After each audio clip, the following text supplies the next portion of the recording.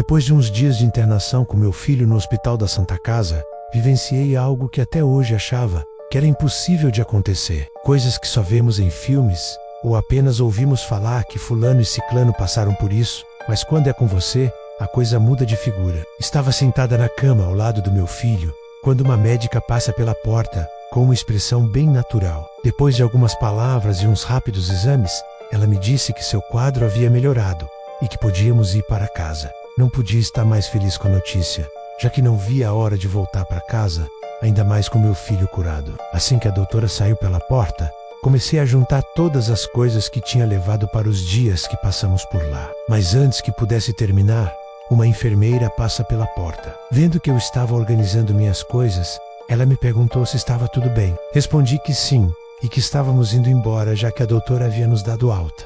Foi quando perguntou: mas qual doutora? E responde: a que acabou de sair daqui. Ela ainda colocou a cabeça para fora do quarto e olhou pelo longo corredor, mas ele estava vazio naquele momento. Então se virou e me pediu o documento dado pela médica, indicando que meu filho tinha recebido alta, mas ela não tinha dado nenhum. Nessa hora o rosto da enfermeira ficou pálido e só me pediu para que eu não deixasse o quarto. E ali permaneci sem entender nada do que estava acontecendo, muito menos do que estava por vir. Olá, e sejam bem-vindos ao Coveiros do Além. Peço para que não se esqueçam de deixar o like, para que nossos vídeos cheguem para o maior número de pessoas possíveis, fortalecendo assim nosso canal. E se ainda não é inscrito, inscreva-se e faça parte de nossa comunidade. Então, sem mais delongas, bora para o vídeo. Nos incontáveis anos de existência dos hospitais, uma vasta coleção de relatos sombrios se acumulou ao longo do tempo. Estas histórias, em sua maioria marcadas por sofrimento,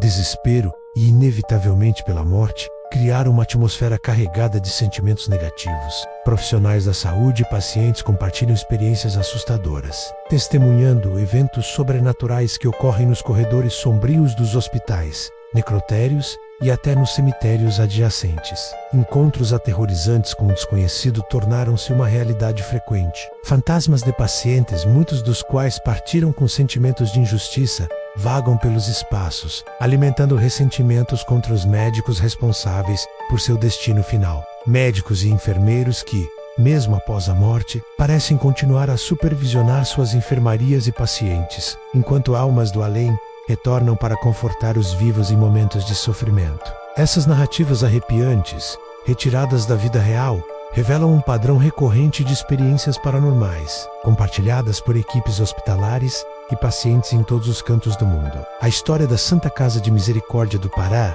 é tão rica quanto a própria história da região. Fundado em 1650, este foi o primeiro hospital de Belém, um marco que remonta aos dias em que o Brasil ainda era uma colônia portuguesa. Essa fundação é um testemunho tangível da influência da colonização portuguesa, especialmente na Amazônia, inicialmente situada onde hoje está localizada a Loja País na América. No coração do centro comercial de Belém, a Santa Casa logo se tornou um ponto central na prestação de cuidados médicos à população local. No entanto, foi somente em 1807, sob a direção do bispo Frei Caetano Brandão e com apoio de doações generosas, que o hospital encontrou sua sede definitiva no Largo da Sé. Lá, ergueu-se uma instituição conhecida popularmente como Hospital da Caridade. Por quase um século, o hospital continuou a servir a comunidade, oferecendo não apenas serviços hospitalares, mas também assumindo o papel de recolher órfãos.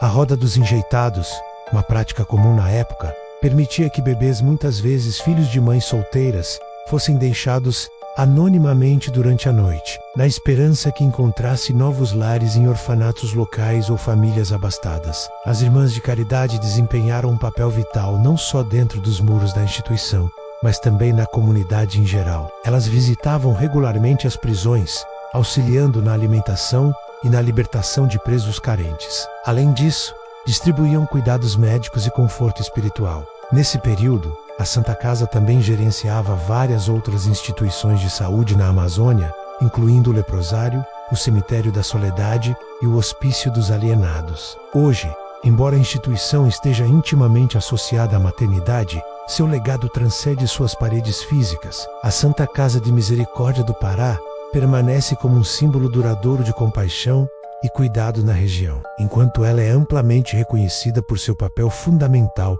na história da saúde e assistência social na região. Há uma outra faceta intrigante que paira sobre suas paredes centenárias, por trás dos corredores movimentados e dos berçários alegres. Existem relatos persistentes de eventos inexplicáveis e encontros sobrenaturais que desafiam qualquer explicação racional. À medida que mergulhamos na história da Santa Casa, somos confrontados com narrativas arrepiantes que ecoaram através dos séculos até os dias de hoje. Enquanto alguns podem considerar essas histórias como meras lendas urbanas, outros insistem que há algo sinistro escondido nos cantos mais sombrios deste antigo hospital. Relatos de aparições fantasmagóricas, sons inexplicáveis e eventos sobrenaturais que desafiam toda explicação lógica se tornaram rotina dentro de suas paredes.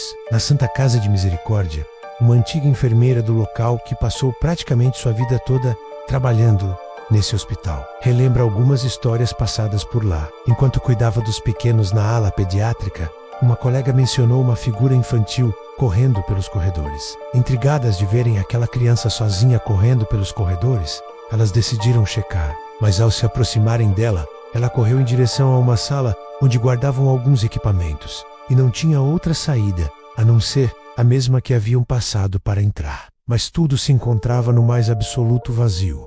A criança tinha desaparecido, e essa não foi a única vez que algo inexplicável ocorreu. Segundo ela mesma conta, em seus momentos de descanso tinha estranhas sensações. Na sala que costumavam ficar para descansar um pouco em suas pausas, mesmo às vezes estando sozinha, se sentia como na verdade nunca estivesse. Ela sentia leves toques em sua cabeça, como se alguém passasse a mão por seus cabelos.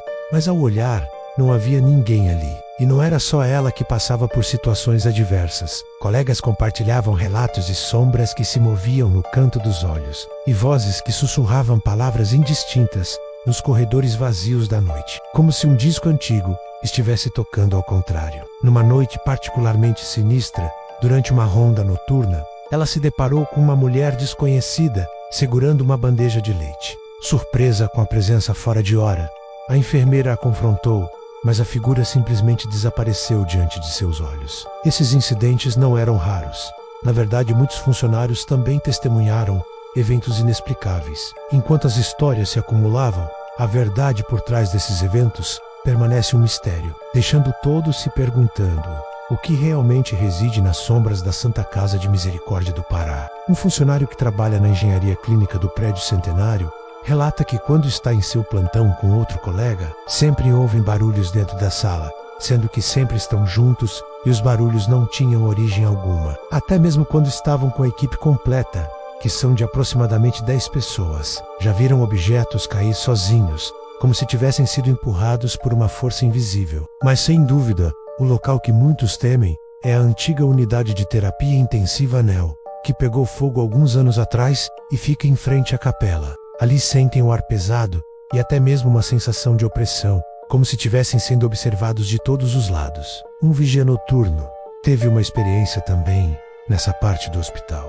Ele diz que em determinada noite seguiu um homem que estava com vestes brancas e andava próximo à capela em direção da portaria. E assim que passou por ela, ouviu até que alguns cachorros que se encontravam na parte de fora latirem, mas o homem havia desaparecido. Olhou em todas as direções e nada. Outro técnico de enfermagem que não trabalha mais lá conta, porque ficou apenas alguns meses neste lugar. Ele e mais 3 colegas estavam tomando um café para aguentar a noite, que muitas vezes pareciam ser intermináveis. Quando não muito distante, começaram a ouvir barulhos do que pareciam ser pastas e papéis sendo lançadas ao chão. Curiosos para saber o que poderia estar fazendo aquilo, se aproximaram da sala de arquivos, que era de onde o som estava vindo. Mas para surpresa de todos eles, a sala estava vazia, com vários papéis jogados ao chão. Assustados, imediatamente se viraram para sair, quando viram mais uma pasta de arquivo sendo lançada. Nesse dia, ele entregou seu posto e nunca mais retornou ao hospital. A Santa Casa de Misericórdia